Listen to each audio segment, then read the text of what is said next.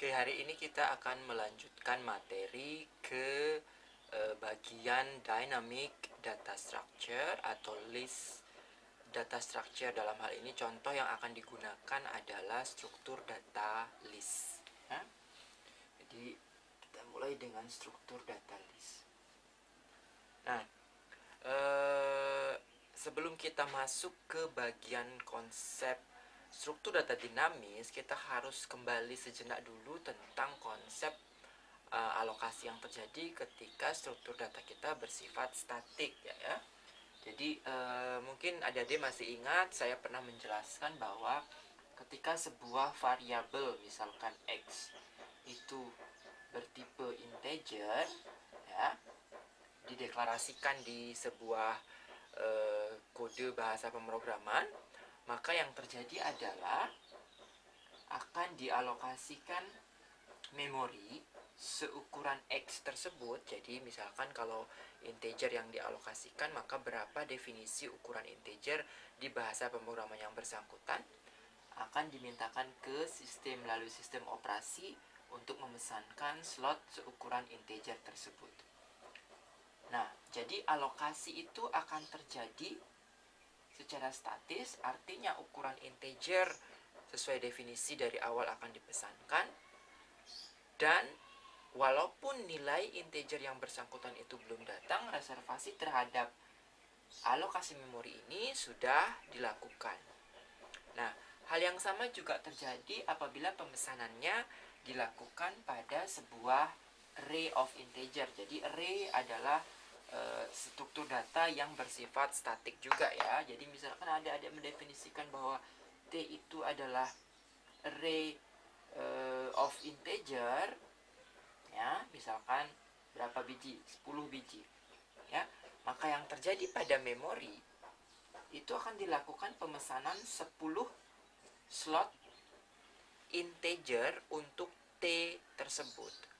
Nah, adik-adik tentu masih ingat bahwa walaupun di address logic dari T itu masing-masing elemennya seolah-olah berurut dari T indeks pertama, T indeks kedua, T indeks ketiga sampai T indeks ke-10, pemesanan alokasi memori secara statik belum tentu memposisikan pada alamat memori yang terurut ya. Bisa jadi agak random sedikit atau sesuai dengan alokasi algoritma manajemen memori yang dimiliki oleh sistem operasi. Nah, tetapi yang penting di sini adalah misalkan di memori tersebut tersimpan satu elemen dari array T pada address, misalkan saya anggap address nomor 1 ya, atau address nomor 10 supaya berbeda, maka ini adalah alamat fisik dari elemen array tersebut.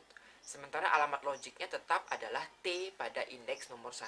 Nah, saat kita bekerja dengan struktur data statis seperti contoh array ini, maka kita sangat dipermudah dengan penggunaan address logic. Jadi logical address dari array tersebut. Yang perlu kita tahu adalah T pada posisi indeks keberapa, indeks 1, indeks kedua, tanpa kita tahu di mana letak lokasi atau physical address dari tersimpannya masing-masing elemen pada array tersebut. Nah, kelemahannya adalah ketika kita menggunakan menggunakan struktur data statik pada data yang banyak seperti ini dengan array misalkan, maka ketika kita mendeklarasikan 10 buah integer yang akan menjadi bagian dari T tersebut, maka ke 10 slot memori yang dibutuhkan itu sudah harus dipesankan dari awal, walaupun elemen-elemen array yang bersangkutan, jadi 10 buah integernya itu belum datang.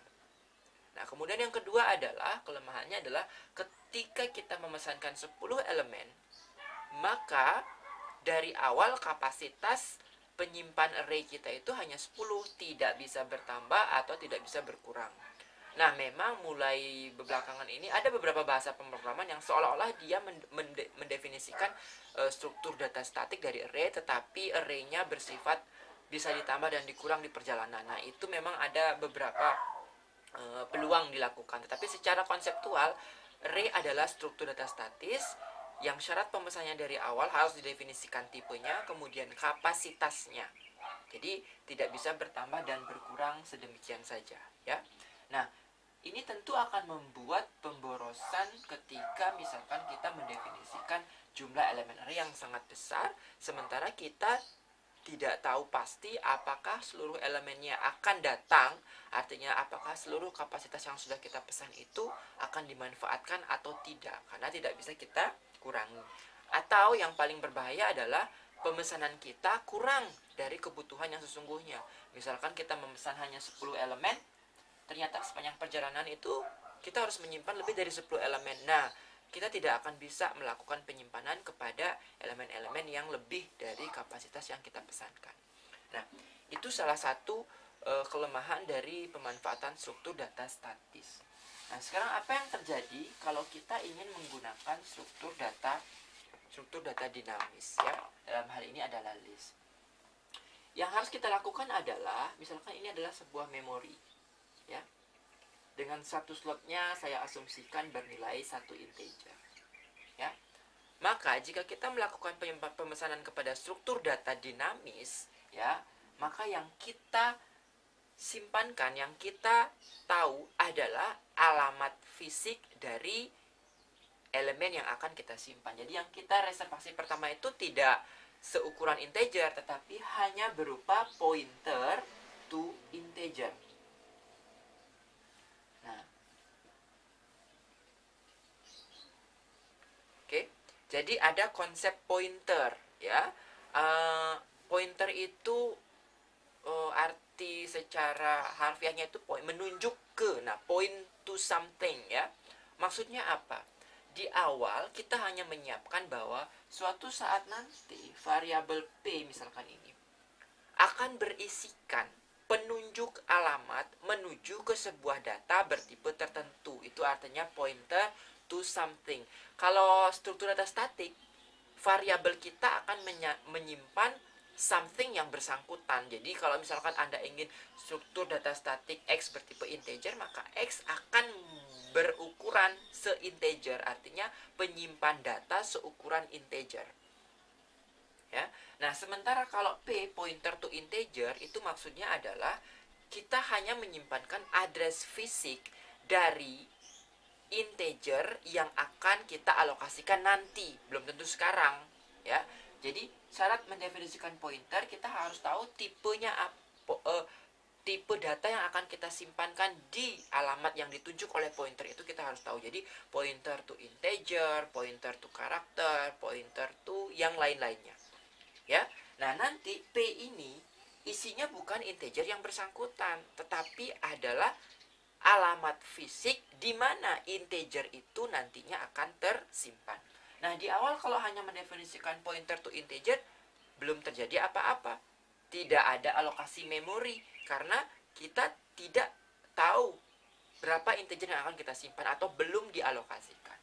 Nah, sehingga nanti kalau misalkan integernya sudah datang, jadi ternyata, oke, saya mau menyimpan 7, Pak. Jadi di P itu kita harus melakukan alokasi memori. Nah, dari P. Jadi kalau P itu sudah terdefinisi, kita akan melakukan alokasi terhadap P tersebut. Misalkan angka 7 atau integer, ya. Artinya apa? Integernya sudah datang, sekarang kita mau alokasikan, maka kita akan meminta alokasi. Saat nilai integer itu datanglah, baru kita melakukan alokasi yang sesungguhnya kepada memori.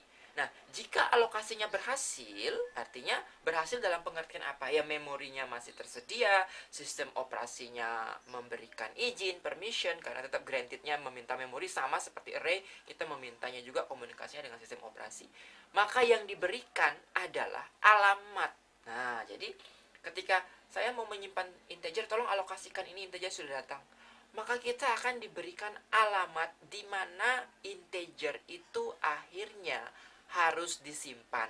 Nah, alamat itulah yang akan mengisi nilai P atau pointer to integer. Jadi kita tetap memegang alamat yang bersangkutan. Nah, kemudian misalkan di sini ya, misalkan saya akan mendefinisikan P pointer sebuah integer, ya. P adalah pointer sebuah integer, kemudian mengalokasikan integer itu di sini misalkan. Nah, ini alamatnya misalkan saya tulis di address 1234, di address nomor 4, maka P akan berisi address nomor 4 di memori. Jadi P adalah pointer to sesuatu di alamat nomor 4. Nah, karena dari awal alamat nomor 4 itu kita peroleh dengan mengalokasikan sebuah integer, maka P itu adalah pointer to integer. Jadi penunjuk alamat menuju data yang ternyata tipenya adalah seukuran integer. Nah, kita bekerja dengan P. Bekerja dengan P itu maksudnya apa? Kita bekerja dengan alamat. Yang kita pegang adalah alamat. Yang kita pegang adalah pointer to data tipe yang bersangkutan. Artinya kalau kita tahu alamat pointer menuju data itu, maka kita bisa melakukan apapun yang kita inginkan. Ya, misalkan kita bisa mendestroynya, mendealokasi, kemudian kita bisa mengisikan integer yang bersangkutan di alamat tersebut, sama persis seperti kita mengisi integer pada variabel statik. Hanya saja yang kita pegang adalah P. Nah, karena kita memegang alamatnya, suatu saat nanti kalau kita tidak membutuhkannya lagi, maka kita bisa melakukan dealokasi memori atau mendealokasi P, sehingga address nomor 4 ini akan menjadi free kembali. Jadi tidak ada lagi yang mereserve-nya. Nah, itu dilakukan untuk satu buah struktur data dinamis. Jadi masih single value ya, tetapi yang dinamis. Nah, sekarang jika kita ingin menyimpan model data seperti array, dalam hal ini banyak, apa yang terjadi? Kalau kemarin kita mengingat satu elemen array, satu variabel array itu dengan satu variabel T, dengan harapan bahwa address logiknya akan membawa kita ke seluruh elemennya dengan mudah, dengan cara mengakses indeksnya kan, T1, T2, T3, T4, dan T10 ya.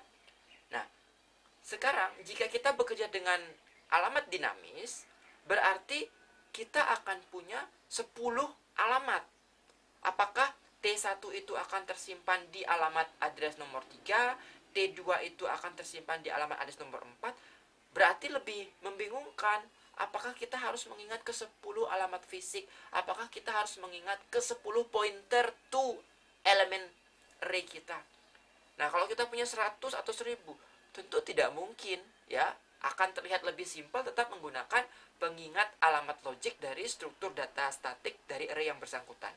Nah, untuk bisa menangani hal ini, dibuatlah primitif struktur data list. Jadi primitif itu adalah struktur dasar supaya kita bisa memanfaatkan konsep yang unggul dari struktur data dinamis, yaitu menyimpan alamat, tetapi kita juga tidak kerepotan, tidak bingung untuk menyimpan masing-masing per elemen memori dari elemen list kita. Ya, jadi apa yang kita lakukan? Ya, yang pertama, ketika sebuah elemen list itu datang, misalkan, saya membutuhkan elemen list 7 misalkan ya, elemen array, bukan array, 7 yang pertama. Ya, sebuah integer. Nah, kita akan melakukan apa? Melakukan alokasi. Saya mintakan, boleh nggak saya meminta alokasi? Karena sudah datang elemennya, berhak meminta alokasi. Ternyata dikasih, misalkan diizinkan ya. Oke, ini saya simpan di alamat P1. P1 itu adalah pointer to integer angka 7 yang tersimpan. Misalkan dia ada di sini ya. Saya taruh di sini angka 7. Dia adanya di address nomor 3. Ya, jadi 1, 2, 3, 4, 5, 6. Angka 7 di situ. P berarti menunjuk ke address nomor 3. Karena P adalah pointer menuju alamat nomor 3. Atau saya tuliskan di sini. Kotak 7 itu adalah berada di address nomor 3. Ya, itu yang pertama. Kemudian datang lagi elemen selanjutnya tentunya, karena ini akan bersifat sama seperti array, isinya deretan bilangan integer misalnya. Datang lagi, tapi dari awal apakah saya sudah menggunakan 10 alokasi memori seperti pada array dipesan langsung? Tidak. Sampai detik ini baru 1, karena memang baru butuh 1. Ya, datang lagi yang berikutnya, ternyata Pak, saya mau menyimpan address yang berikutnya. Pointer nomor 2, saya mengalokasikan untuk integer nomor 3.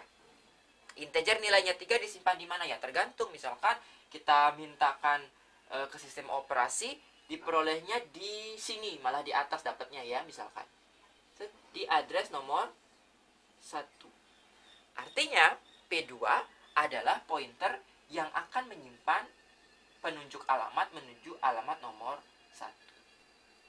Nah, itu sebenarnya yang terjadi terus-menerus. Tetapi ingat, seperti tadi kita bicarakan, kita tidak mungkin menyimpan P1 berapa, P2 berapa, P3, dan seterusnya.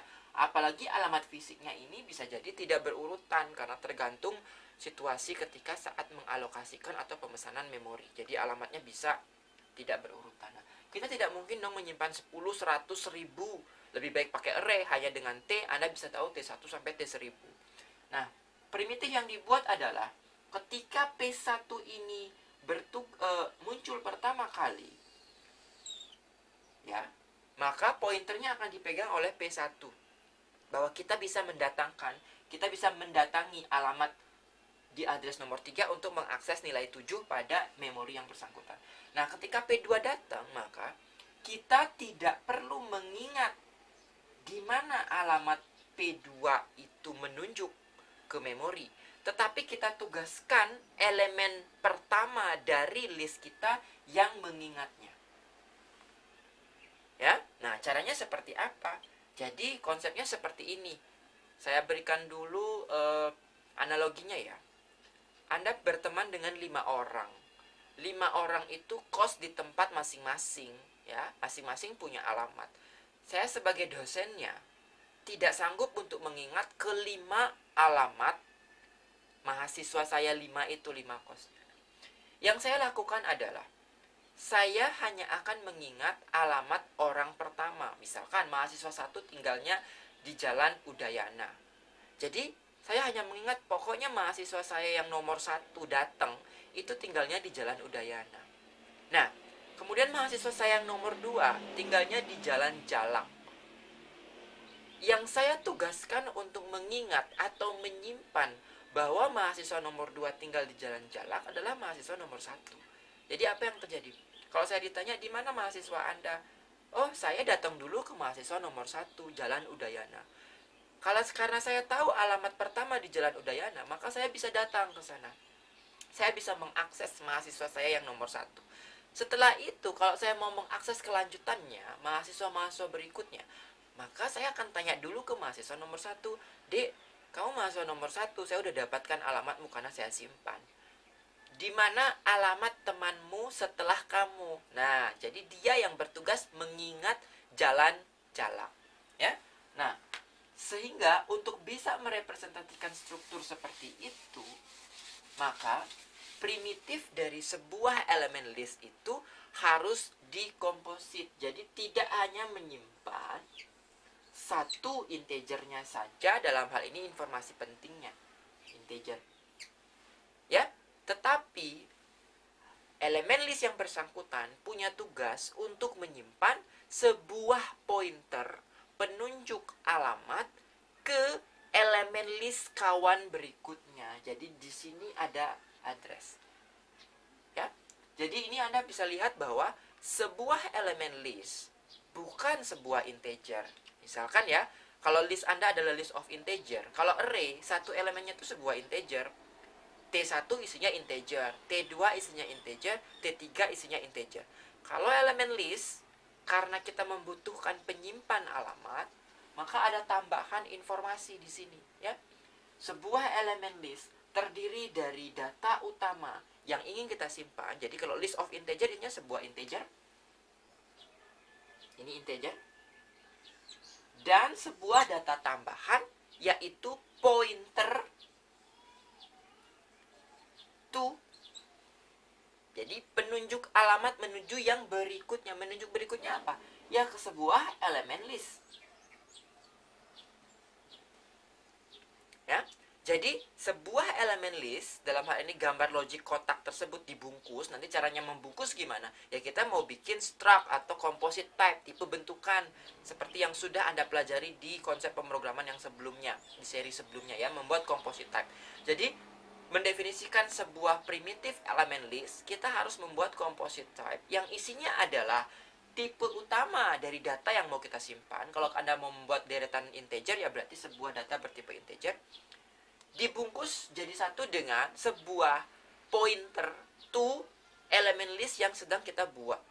Ya, ini adalah sebuah elemen list, pointernya ke elemen list. Artinya di bagian ini kita akan mendapatkan sebuah alamat yang membawa kita ke kotak berikutnya.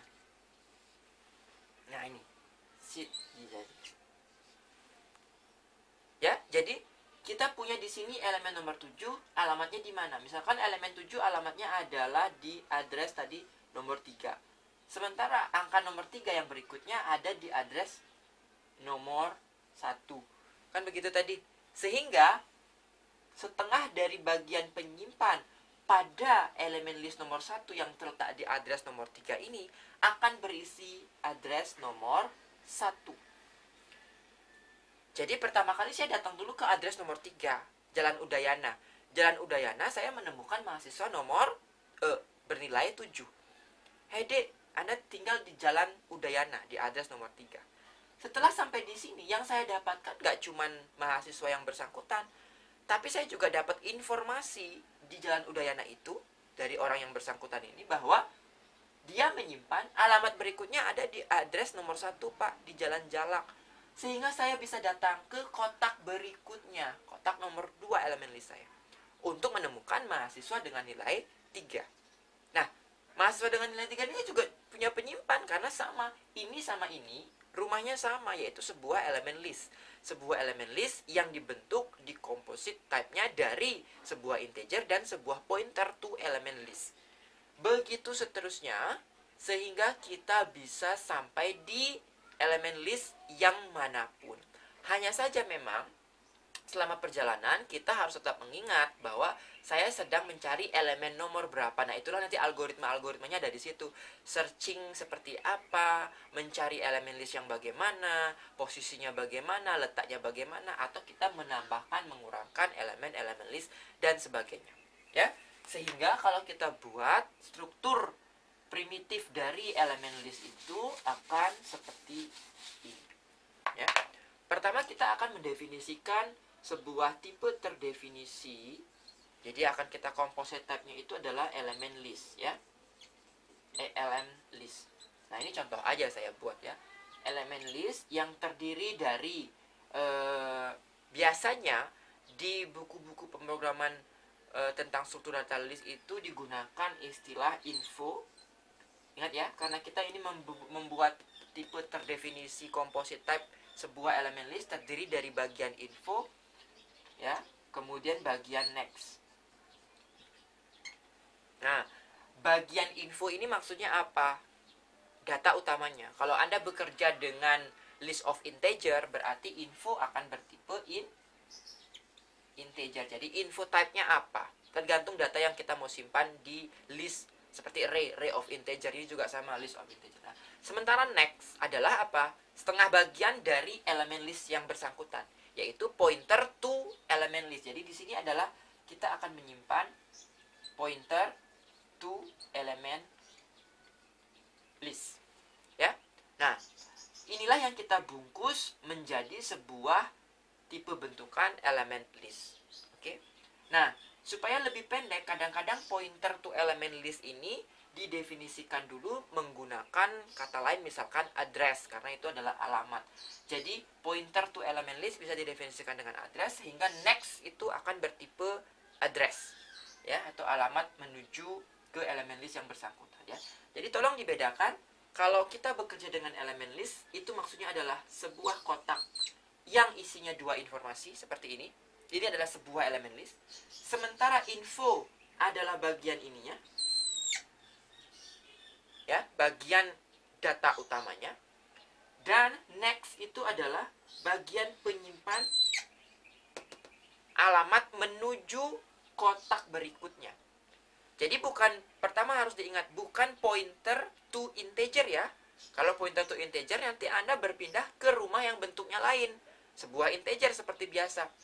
Kalau yang ini, Anda harus tetap berpindah ke kotak yang sama bentuknya seperti ini, primitifnya sama. Jadi pointer to element list.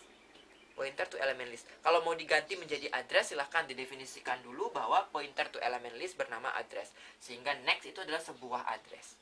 Ya. Nah, pada kebiasaannya, karena tugas pertama dari struktur data ini adalah menyimpan elemen pertama, maka biasanya didefinisikan juga istilah first dari list. First ini juga sama bertipe address. Address atau pointer to element list. Nah, dalam hal ini first itu khusus ya, address khusus yang menyimpan address pertama. Karena tugas kita hanya menyimpan first. Ya, yang harus kita tahu adalah first address dari elemen list kita. Selanjutnya, kalau saya tahu first address, maka kita akan nyampe ke sebuah kotak seperti ini. Dari situ bisa dilanjutkan, mau bertanya, mau melanjutkan, mencari di mana alamat-alamat selanjutnya. Ya. Nah, sekarang kalau digambarkan struktur ini, maka Anda akan lihat di beberapa modul struktur data list sebuah gambar yang menyerupai seperti ini.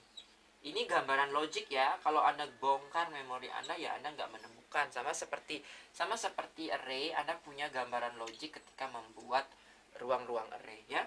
Misalkan ini ada elemen 7, 3, 1. Dia berada di address nomor 3, yang ini di address nomor 1 misalnya, ini di address nomor 5. Lihat, misalkan ketika alokasi 3 elemen list ini, saya mendapatkan address nomor 3, address nomor 1, address nomor 5. Address nomor 3 berisi sebuah elemen list, bukan berisi sebuah integer saja, berbeda dengan array. Ingat definisi elemen list, isinya sebuah integer, kalau itu list of integer, plus next address dari yang berikutnya. Jadi di address nomor 3 teralokasi 7 dan ini. Nah, sekarang karena saya harus menyimpankan alamat nomor 2 ini di alamat nomor 1, maka komponen ini akan terisi address nomor 1. Tetapi keseluruhan kotak ini tersimpan di address nomor 3.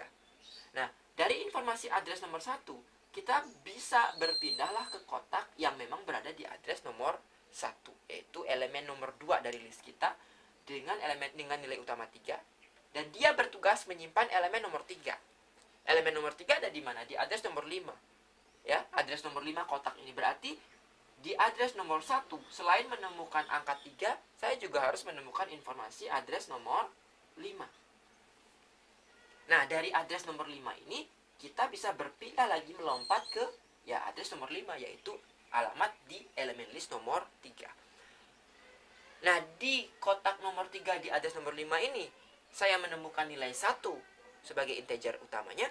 Kemudian informasinya apa? Jika memang tidak ada lagi kawan, tidak ada lagi elemen berikutnya, maka address ini akan diisi dengan address nil atau null. Nil atau null itu artinya pointer yang masih kosong, pointer yang tidak menunjuk ke alamat tertentu. Tetapi tetap harus disiapkan. Kenapa? Artinya tetap harus ada informasi address di sini. Kenapa? Ya karena primitifnya harus sama. Ketiga rumah ini tipenya sama gitu loh ya, isinya 2 kamar, nggak boleh berbeda.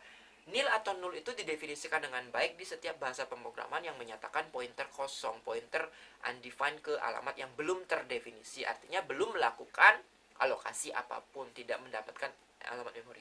Sehingga yang ini karena penandanya nil, berarti itulah yang menandakan bahwa rumah di alamat nomor 5 yang isinya mahasiswa 1 ini tidak lagi menyimpan elemen list kawan berikutnya. Itu membuktikan bahwa list kita terdiri dari 3 elemen. Nah, nanti ada algoritma khusus untuk mengetahui berapa banyak elemen list kita. Ya. Nah, ini strukturnya seperti ini. Nah, yang kita ingat adalah ini. Yang perlu kita ingat adalah address nomor 3. Address nomor 3 inilah yang seringkali disebut dengan istilah first of list. Jadi, first of list harus menunjuk ke alamat nomor 3. Hanya itu, kita tidak perlu mengingat yang lain-lainnya.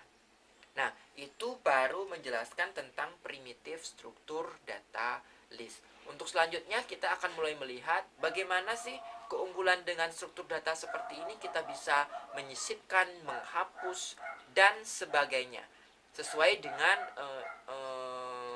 apa yang mau kita pecahkan dari struktur data array yang bersifat statik tersebut ya. Jadi struktur data list ini akan sangat fleksibel, bisa diisi kapasitasnya bertambah atau bisa dikurangi ya, sehingga alokasi memorinya benar-benar hanya digunakan pada elemen-elemen yang perlu kita simpan. Tidak seperti array punya 1000 elemen, 1000-1000-nya direservasi walaupun integer yang datang belum 1000 integer. Nah, itu yang harus dipahami dulu untuk gambaran struktur data list.